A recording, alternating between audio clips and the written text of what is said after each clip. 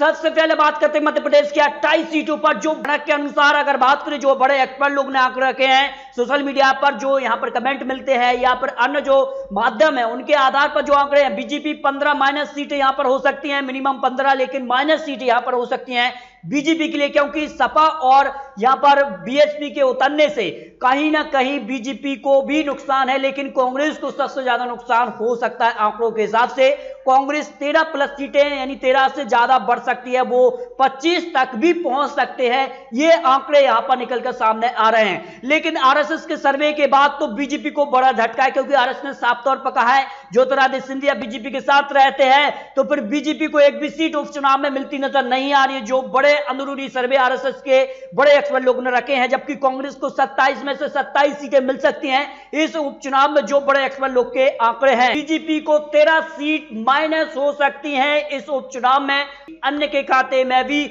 जा सकती है। वही 14 सीटें प्लस कर सकती है कांग्रेस, ये बड़ा आंकड़ा, क्योंकि बीएसपी के 28 सीटों पर चुनाव लड़ने से, सपाक्स के चुनावी मैदान में उतरने से कांग्रेस को नुकसान हो सकता है, ऐसा बड़ा एक्सपर्ट लोग ने आंकड़े रखे हैं। इसके अलावा अन्य ओपिनियन पोल की बात की तो बीजेपी को 10 सीटें माइनस यहां पर हो सकती हैं इस उपचुनाव में। बीजेपी को 9 सीट चाहिए, तब जाकर वो सरकार में बरकरार रह पाएंगे। तो कांग्रेस को 28 में से 28 सीटें चाहिए, तब जाकर वो इस उपचुनाव में जीत दर्ज कर पाएंगे। लेकिन अन्य का समर्थन मिलता है तो फिर कांग्रेस की जीत हो सकती है। बता दें आंकड़ों के आधार पर कांग्रेस को 17 सीटें प्लस हो सकती है इस उपचुनाव में, और जो आंकड़े यहां पर निकलकर सामने आ रहे हैं 27 सीटों पर ये सर्वे सामने आया है। इसके अलावा एक और ओपिनियन पोल सामने आ रहा है जिसमें बीजेपी को -10 सीटों के आसपास सीट मिल सकती है, तो कांग्रेस को 17 प्लस सीटें यहां पर हो सकती हैं।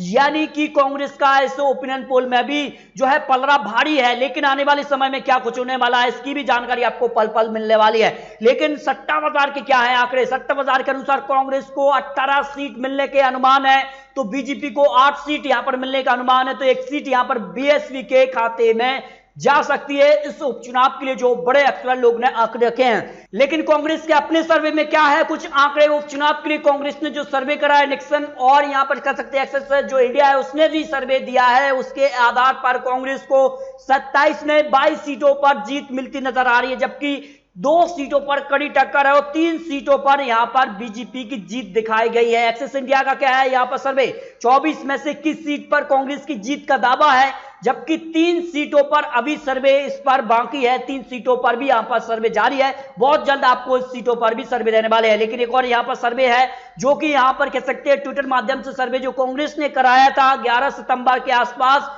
के वक्त ये सर्वे आया था सामने, उसमें क्या था आंकड़ा, मध्य प्रदेश के लिए बीजेपी को उपचुनाव में 27 में से कितनी सीट मिल सकती हैं। 54% ने माना है कि 0 सीट बीजेपी को इस उपचुनाव में मिलने वाली है, जबकि 25 ने माना 5 सीट, 15 ने माना 2 सीट और 6% लोगों ने माना कि 3 सीट बीजेपी को इस उपचुनाव में मिलने वाली है। सर्वे में अगर बात करें तो 15,130 लोगों की राय यहां पर कांग्रेस ट्विटर के माध्यम से जो जानकारी मिली थी वो यहां पर सामने निकलकर आ रही है। यानी मध्य प्रदेश उपचुनाव में आप काफी कुछ यहां पर देखने को मिलने वाला है। मध्य प्रदेश में अगर बात करें तो अब 4 पार्टी यहां पर चुनावी मैदान में उतरने वाली है। अगर यहां पर सपाक्स, बीएसपी सभी 28 सीटों पर अपने उम्मीदवार उतारते हैं तो फिर कहीं ना कहीं कांग्रेस और बीजेपी दोनों को यहां पर नुकसान होने की संभावना है। तो दोस्तों मध्य प्रदेश उपचुनाव के लिए तो अनुमानित आंकड़े हैं, क्योंकि आने वाले समय में किस प्रकार से चुनावी प्रचार होने वाले हैं और किस प्रकार के कैंडिडेट चुनावी मैदान में उतरते हैं, क्योंकि दल बदल यहां पर देखने को ज्यादा मिल रहा है और इसका फायदा बीएसपी उठा सकती है, यह बड़ी खबर है। सपाक्स भी अपने 28 उम्मीदवारों का ऐलान जल्द कर सकता है और इसके बाद बीजेपी और कांग्रेस को नुकसान होने की संभावना यहां पर दिखाई दे रही है। तो क्या मध्य प्रदेश उपचुनाव में कांग्रेस की वापसी हो पाएगी या फिर बरकरार रहेगी बीजेपी, या फिर अन्य जो कहीं ना कहीं उपचुनाव का फायदा उठा पाएगी, इसके बाद तय होगा मध्य प्रदेश में किसकी बनेगी सरकार। इस पर अपनी राय कमेंट बॉक्स में रख सकते हैं। तो दोस्तों आने वाले समय में और भी आपको सटीक जानकारी मिलती रहे तो इसके लिए आप चैनल को अभी सब्सक्राइब कर लीजिए, क्योंकि आने वाले समय में काफी महत्वपूर्ण जानकारी मध्य प्रदेश उपचुनाव हो या फिर बिहार विधानसभा चुनाव या फिर पश्चिम बंगाल आने वाले समय के लिए सभी जानकारी आपको टाइम टाइम मिलती रहेगी। तो आप प्लीज चैनल को अभी सब्सक्राइब कर लीजिए। तो दोस्तों मिलते हैं और सटीक जानकारी के साथ, तब तक के लिए जय हिंद, जय भारत।